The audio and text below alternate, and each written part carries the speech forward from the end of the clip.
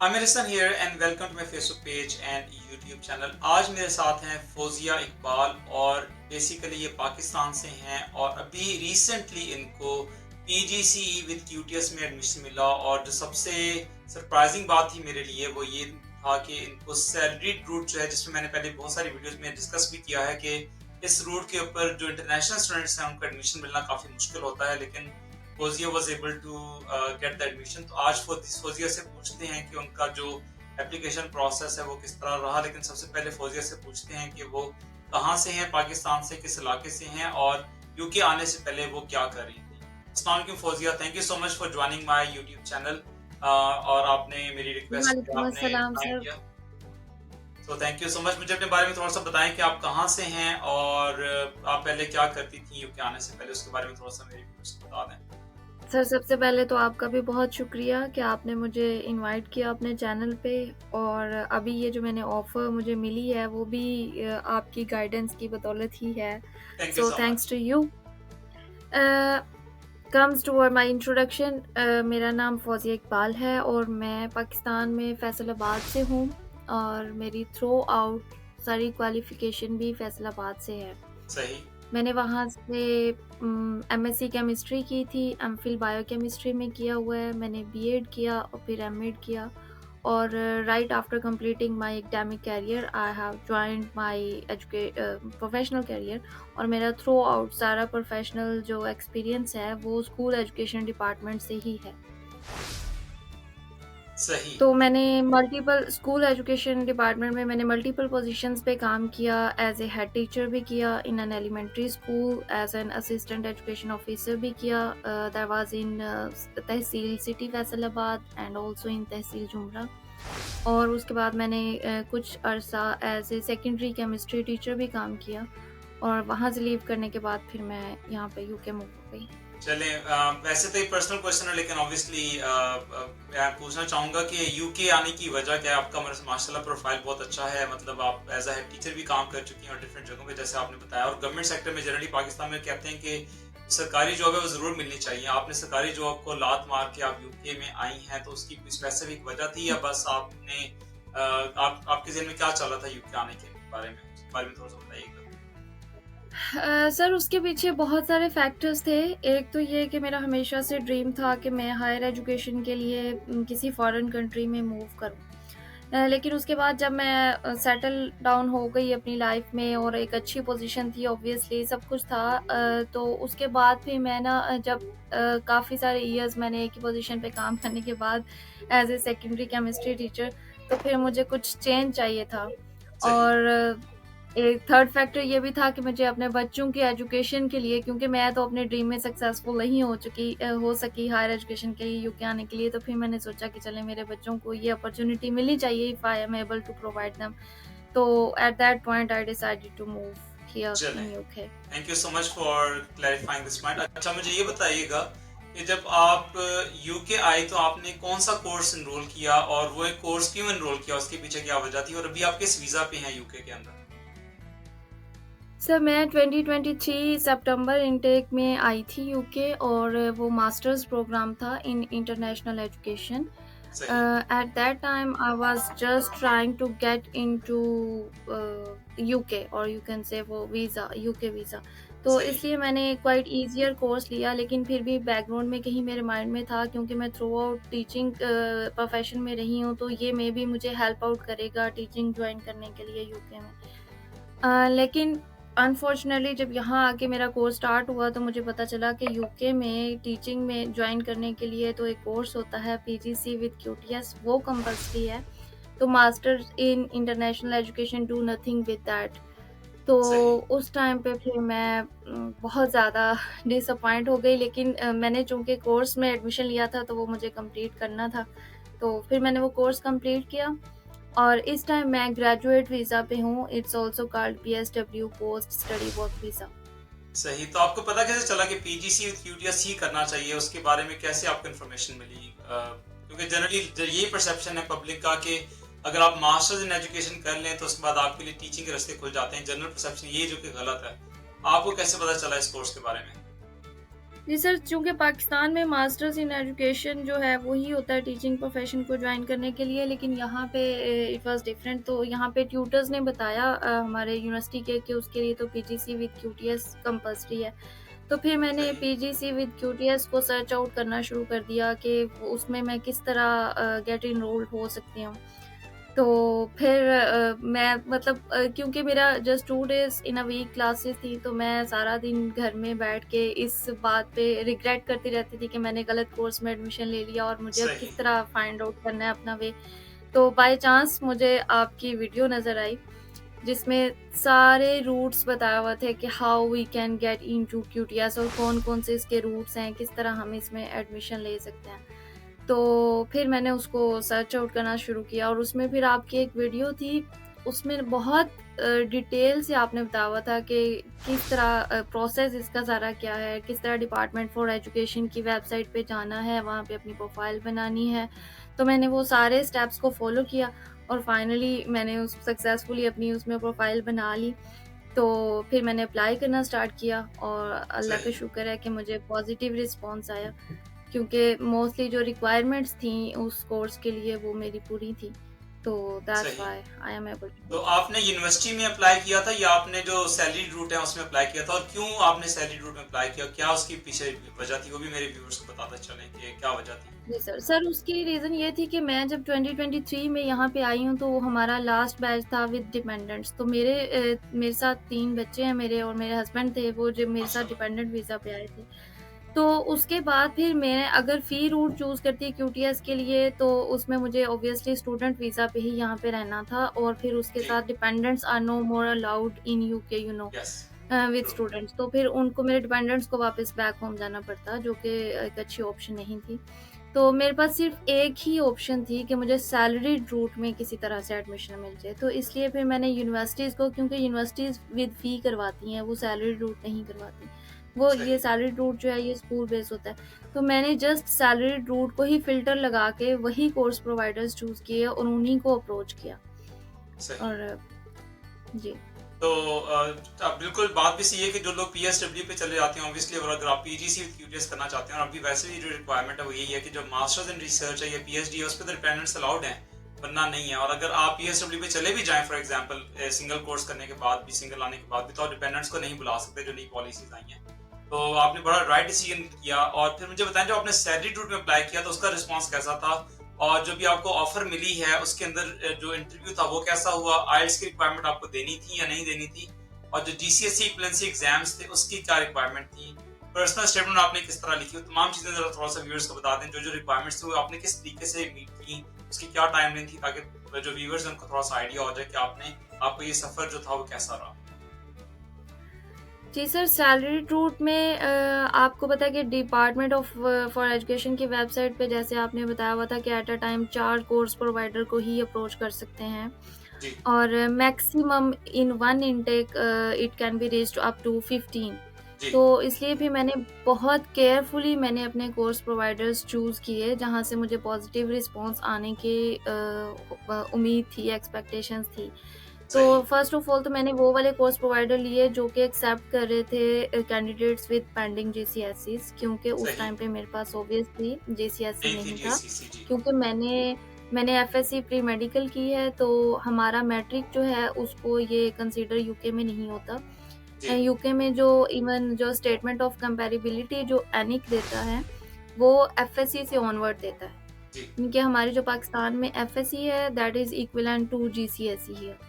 सही। तो इसलिए मुझे पता था कि जीसीएसई मेरी रिक्वायरमेंट होगी ही होगी, लेकिन मेरा ख़्याल था कि मुझे कहीं से ऑफ़र आ जाए, कंडीशनल ऑफ़र आ जाए, after that I will do GCSE. तो सही। इसलिए मैंने पहले वो कोर्स प्रोवाइडर चूज़ किए, जो कि विद पेंडिंग जीसीएसई एक्सेप्ट कर रहे थे।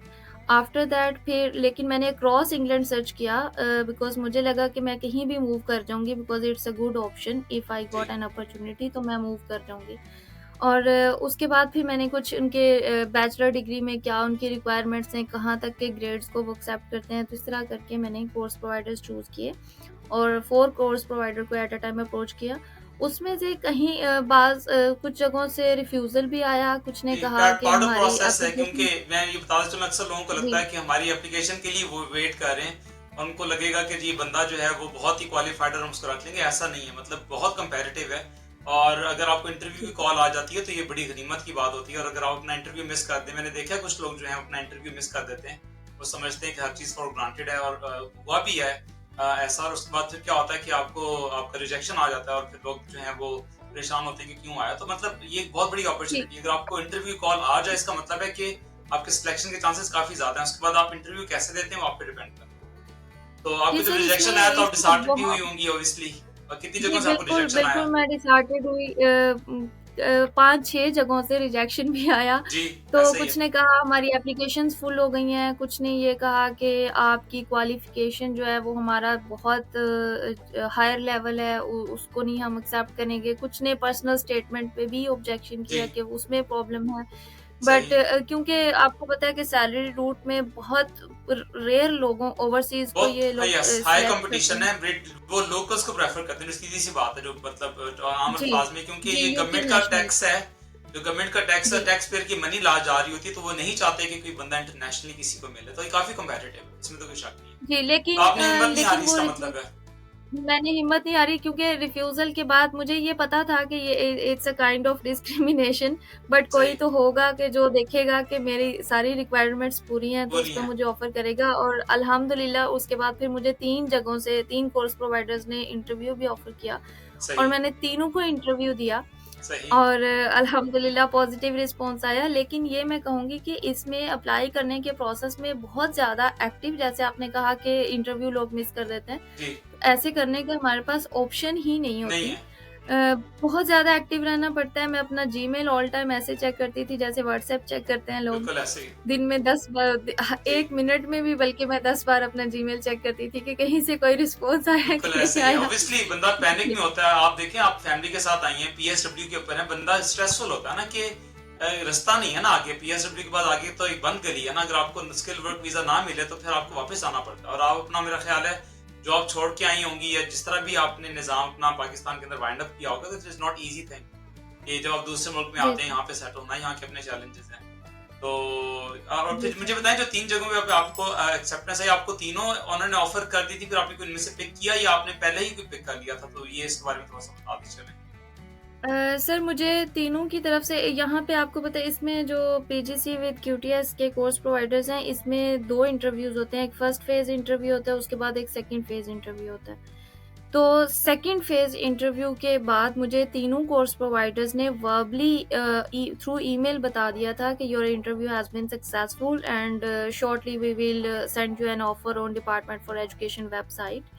लेकिन उस सही। उन तीनों में से फिर जिसने सबसे पहले मुझे डिपार्टमेंट फॉर एजुकेशन वेबसाइट पे ऑफ़र सेंड की, वो मैंने एक्सेप्ट कर ली और जब एक और ऑफ़र बाकी एक्सेप्ट कर लेते ऑटोमैटिकली हैं तो फिर विथड्रॉ हो बाकी जाती हैं। जी, सही, ऑटोमेटिकली विथड्रॉ हो जाती हैं।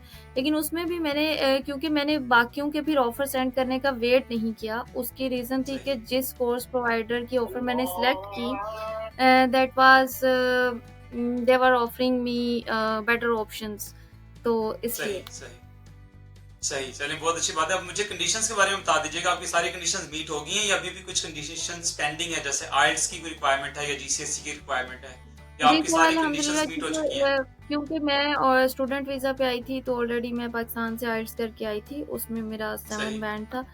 तो माशाल्लाह। इसलिए मुझे इंग्लिश इक्विवेलेंसी भी मेरा हो गया क्योंकि मैंने बुक पहले ही करवा लिया था कि कोर्स प्रोवाइडर डिमांड करे, मुझे पता था सही, आपके चैनल के थ्रू कि ये रिक्वायरमेंट्स हैं। तो इसलिए जी, मैंने जीसीएसई इक्विवेलेंसी एग्ज़ाम्स जो है ना, जब मेरा फर्स्ट फेज़ इंटरव्यू क्लियर हो गया था, तो उसके बाद मैंने वो बुक करवा लिया था। तो इंग्लिश और मैथ्स मैंने दोनों किए हैं और आइट्स भी इसके लिए रिक्वायर होता है और मास्टर्स इन साइंस की रिक्वायरमेंट है और सही। If you are going to on salaried route तो फिर इसमें टीचिंग एक्सपीरियंस भी चाहिए। सही। तो मुझे बताएँ कि उन्होंने भी आपको सैलरी क्या ऑफ़र की अगर आप बताना चाहें और उसमें क्या आपको कोई फ़ी पे करनी है या नहीं करनी है? अगर आप बताना चाहती हैं तो बता सकती हैं, अगर आप नहीं बताना चाहती हैं आपके अपने ऊपर जो भी आप जी सर, बेहतर समझें। मैं पीजीसी विद चूँकि मैं पीजीसी विद क्यूटीएस कर रही हूँ तो आपने अपने चैनल में बताया था वैसे तो ओनली क्यूटीएस भी इनफ है यूके में टीचिंग के लिए, लेकिन आपने बताया था कि पीजीसी विद क्यूटीएस अगर हम कर लें तो it's more better because it's globally acceptable then. जी, तो इसलिए मैंने पीजीसी विद क्यूटीएस चूज़ किया और उसमें पीजीसी की फ़ीस देनी होती है। लेकिन जी, वो मेरा स्कूल देगा, जिस स्कूल अच्छा, के थ्रू मैं ये कोर्स कर रही हूँ, वो मेरा स्कूल सही। देगा और प्लस वो मुझे सैलरी पे करेंगे जो कि एनुअल 25,700 समथिंग चलिए होगी। माशाल्लाह, यानी कि आपको ड्यूरिंग पीजीसी जो है वो पैसे मिलेंगे और आपने किसी भी किस्म के पैसे जो है ना यूनिवर्सिटी को नहीं देने। तो दैट इज़ अ बिग जी, बोनस, मतलब जी। माशाल्लाह, अल्लाह ताला आपको मुबारक करे। और मुझे ये बताएँ कि उसके बाद फिर क्या 1 साल बाद क्या कोई आपको जॉब सिक्योरिटी दी है उन्होंने या नहीं दी? आपको फिर दोबारा से जॉब हंट करने की तरफ जाना पड़ेगा? ये भी मेरे व्यूअर्स को बता दें चलिए। सर इसमें जो वैसे एक जनरल मेरी ऑब्जर्वेशन ये है कि यूके में साइंस टीचर्स की काफ़ी डेफिशिएंसी है। तो सही। क्यूटीएस वाज़ द बेशक। ओनली बैरियर जिसकी वजह से मुझे यहाँ पे as a regular teacher job नहीं मिल रही थी। मुझे बहुत सारे एजेंसीज़ ने कॉन्टैक्ट किया जब मैं उनसे रजिस्टर्ड हुई उनके साथ कि केमिस्ट्री टीचर जी। चाहिए। But when I told them that I don't have QTS तो फिर उन्होंने मुझे वो इग्नोर कर बैक दिया। ऑफ हो जाते हैं तो क्योंकि स्कूल की रिक्वायरमेंट होती है, यस बेसिकली। जी, ये यूके गवर्नमेंट की भी पॉलिसी है जो यहाँ पे स्टेट स्कूल्स हैं उसमें वो क्यूटीएस के बगैर टीचर हायर नहीं कर सकते। लेकिन अकेडमीज़ में थोड़ी फ्लेक्सिबिलिटी है, अकेडमीज़ के पास वो अप टू 2 और 4 इयर्स आई थिंक जी, मैंने वो क्यूटीएस देखा है विदाउट जो जिन क्यूटीएस। स्कूलों में मैं पढ़ा रहा हूँ, ये काम किया, वहाँ पे होता ये है कि जो लोकल सिटीज़न है जिसके पास वो जिसके साथ वीज़ा स्टेटस का मसला ना हो, उसको तो क्यूटीएस के बगैर भी वो हायर कर लेते हैं 2-3 साल के लिए। हाँ लेकिन जो जी। हमारे जैसा बंदा जी है सर। जिसके पास वीज़े का इश्यू है, उसको वो नहीं देना चाहते, क्योंकि जब आपकी गवर्नमेंट जॉब परमानेंट हो जाती है, फिर ऑब्वियसली आप किसी न किसी जो यहाँ पर यूनियंस है उसके साथ लिंक हो जाते हैं, तो आपको जॉब से निकालना मुश्किल हो जाता है। तो स्कूल रिस्क नहीं लेता जी इस सर चीज़ के और ऊपर कि ऐसे बंदे को सर हायर इसमें कर ले वैसे तो जिसके पास मेरे वीज़ा ना हो। जी, वैसे तो मेरे कोर्स प्रोवाइडर ने बात की है कि they will after come QTS they will offer me place in any of their school. माशाल्लाह, अच्छी लेकिन बात है, ये तो वैसे बड़ी खुशी की जनरली भी बात है। आफ्टर सही। क्यूटीएस मुझे लगता है कि 99% चांसेस हैं after QTS we can get a regular teaching job. जी। हाँ, मिल जाती है, समटाइम स्किल वीज़ा नहीं मिलता, कुछ लोगों को पीएसडब्ल्यू पे ही जाना पड़ता है, डिपेंड करता है सिनेरियोज़ की, लेकिन जितने लोगों को मैं जानता हूँ, जब वो पीजीसी विद क्यूटीएस कंप्लीट कर लेते हैं, तो उनको स्किल वीज़ा जो है ना वो मिल ही जाता है। अगर आप अच्छे टीचर हैं, आपको पढ़ाना आता है, आप फ्लोर पे खड़े होके लेसन डिलीवर कर सकते हैं, तो आपको जॉब मिल जाएगी। तो ये तो माशाल्लाह बहुत खुशखबरी की बात है कि ना सिर्फ आपको सैलरी मिल रही है, बल्कि साल के बाद आपको ये टेंशन नहीं होगी कि आपने जॉब हंट करनी है। आप जिस स्कूल में हैं, वहीं पे ही कहीं न कहीं जो उनके स्कूल्स हैं, वहाँ पे आपको प्लेस इन कर दिया जाएगा और आपको इंशाल्लाह स्किल वर्क वीज़ा भी मिल जाएगा। तो बहुत मुझे खुशी हुई ये सुनकर। और मुझे ये बताएँ कि मेरे चैनल से कितनी आपको हेल्प हुई और क्या आपको कोई कंसल्टेंसी लेनी पड़ी किसी से भी या मुझसे इस सारे प्रोसेस में, या आपने सारा काम खुद ही जो है उसको किया? सर वैसे तो ऑलमोस्ट आपके चैनल पे स्टेप बाय स्टेप हर किस्म की गाइडेंस पीजीसी विद क्यूटीएस पे मौजूद है, तो मुझे कोई कुछ कहीं से भी सेकंड पर्सन से कोई कंसल्टेंसी लेनी नहीं पड़ी। लेकिन मैंने सही। एक आपको समटाइम्स मैंने कमेंट सेक्शन में जाके कुछ आपसे क्वेश्चंस किए थे, तो आपने बहुत प्रॉम्प्टली रिस्पॉन्स कर दिया था। Thank you so much for that. नहीं, मैं तो हमेशा इसलिए करता हूँ मुझे अपने कहीं व्यूअर्स और को, से क्योंकि गाइडेंस अगर लेने मेरे की व्यूअर्स ज़रूरत। टाइम निकाल के मैसेज कर रहे हैं या मुझे कोई लिख रहे हैं, तो मेरा भी फर्ज बनता है कि, और ये मेरी वीडियोस बेसिकली टीचर्स कम्युनिटी के लिए ही है कि जितना भी चैनल है, मैं मुझे कोई मॉनेटरी बेनिफिट इससे नहीं है। टाइम निकाल के पूरा घंटा लगा के वीडियो बनाना, फिर 2-3 घंटे लगा के वीडियो को एडिट करना, ये सिर्फ टीचर्स के लिए है। और मुझे जो एनर्जी आती है वो इसी बात पे आती है कि अगर किसी बंदे का भला हो जाए, कि बंदा यहाँ पर आ जाए, किसी का फ्यूचर बेहतर हो जाए, तो मुझे बस यही चाहिए कि कोई बंदा मुझे दुआ दे दे फॉर एग्जांपल, और उसकी दुआ जो है मुझे लग जाए फॉर एग्जांपल, तो मेरे लिए यही बड़ी बात है। तो मैं बेसिकली अपनी अपनी जो कम्युनिटी है उन्हीं के लिए कर रहा होता हूँ। तो आपने देखा होगा कमेंट्स का मैं रिप्लाई फौरन कर रहा होता हूँ। समटाइम मैं स्कूल के अंदर होता हूँ, जी, कमेंट आता है, बिल्कुल। तो अगर मैं फ्री हूँ तो मैं रिप्लाई कर देता हूँ उनके लिए। बल्कि मैंने जब फर्स्ट टाइम कमेंट सेक्शन में क्वेश्चन किया था, मुझे लगा नहीं था कि रिस्पॉन्स आएगा, बट मैं बड़ी सरप्राइज़्ड हुई थी कि बहुत प्रॉम्प्ट रिस्पॉन्स आया था। तो thank you so much for everything that you are doing. ये एक तरह से सदका जारिया है। बहुत लोगों में लैक ऑफ अवेयरनेस है। अभी मैं एज़ ए कवर सुपरवाइज़र कर रही हूँ काम, तो मुझे लगता है कि स्पेशली हमारी जो पाकिस्तानी कम्युनिटी है, वो बहुत कम नज़र आती है स्कूलों में। हालाँकि ऐसा नहीं जी। है कि लोग एजुकेटेड नहीं हैं। मास्टर्स डिग्री लेके ही आता है, यहाँ पे मोस्टली लोग स्टूडेंट रूट के थ्रू आते हैं, तो सबके जी। पास मास्टर्स डिग्री होती है। लेकिन लैक ऑफ अवेयरनेस असल की में ना वजह वो से लोग उस साइड पे परसेप्शन बनता है ना कि जो पहले लोग थे, या तो वो केयर होम में चले जाते थे कि बस हम केयर वर्क में जाएंगे तो ही हमें स्किल वर्क वीजा मिलेगा। हालांकि लोगों के पास बड़ा बड़ा स्किल था, बड़ी बड़ी इंजीनियरिंग की डिग्रीज थी, एजुकेशन की डिग्री थी, बट पता नहीं कौन कौन सी डिग्रीज थी, लेकिन वही डिलीवरी का काम या सिक्योरिटी का काम, बंदा उसमें पैसे जब आना शुरू होते हैं तो बंदा कहता है कि बस यही करना है। और फिर लोग अपनी प्रोफेशन की जॉब नहीं ढूंढते, लेकिन अगर आप ढूंढना चाहें और करना चाहें तो आपको सब कुछ मिल सकता है। ईकास में थोड़ी हर्डल्स आती हैं, डिस्क्रिमिनेशन तो थोड़ी बहुत आपको फेस करनी पड़ सकती है, बट इवेंचुअली अगर आपकी नीयत साफ है, आप अच्छे तरीके से अप्लाई करें तो डेफिनेटली आपको उसका फल जरूर मिलता है। जी सर, बिल्कुल। चलें जी, थैंक यू सो मच। एक तो आपने टाइम दिया इतना, और आपने मेरे चैनल पे बहुत शुक्रिया। अगर आप कुछ व्यूअर्स को बताना चाहती हैं या कोई क्वेश्चन है आपको तो मुझसे पूछ लें। आई थिंक हम इस वीडियो का वाइंड अप करते हैं। अम, सर मैं बस आपसे अब ये रिक्वेस्ट करना चाहती हूँ कि सितंबर 2025 इनटेक में जो लोग पीजीसी विद क्यूटीएस स्टार्ट कर रहे हैं, तो प्लीज़ आप उनके लिए अब कुछ वीडियोस अपलोड करें उनकी गाइडेंस के लिए कि उनको किस तरह आप सही। उसमें अच्छी परफॉर्मेंस देनी है। तो बाकी आपकी वीडियोस बहुत टू द पॉइंट हैं और फुल ऑफ इंफॉर्मेशन है। थैंक यू सो मच और just keep it doing. Thank you so much. मुझे इसी तरह की मोटिवेशन चाहिए होती है, क्योंकि अगर लोग चैनल देख रहे हैं और आगे और स्पेशली टीचर्स, वो मैंने अभी अपने स्टैट्स में देख रहा था कि मेरे चैनल पे 90% जो लोग हैं वो आते हैं, वो सब्सक्राइब किए बगैर बस वीडियो देखते हैं और चले जाते हैं। अगर आप मेरा चैनल देख रहे हैं और आपको वाकई ही में कोई इन्फॉर्मेशन मिल रही है तो प्लीज चैनल को सब्सक्राइब करें, लाइक करें, उसको शेयर करें। उससे फायदा ये होगा कि जो यूट्यूब का एल्गोरिथम है वो ज्यादा से ज्यादा लोगों तक उस वीडियो को पहुंचाएगा। लेकिन अगर आप उस पर लाइक नहीं करते या कमेंट नहीं करते या उसको फॉरवर्ड नहीं करते तो वो जो एल्गोरिथम है यूट्यूब का इस तरीके से कि वो फिर मेरी वीडियो जो है वो डेड हो जाती है, वो ज्यादा लोगों तक नहीं पहुंचती। अगर आपको मेरा कंटेंट अच्छा लगता है इन जनरल और आपको लगता है कि मैं अच्छा काम कर रहा हूँ या लोगों को अवेयरनेस मिल रही है, तो मेरी आप तमाम व्यूअर्स से गुजारिश ये है कि मेरी वीडियोस को स्प्रेड करें और प्लीज सब्सक्राइब जरूर करें।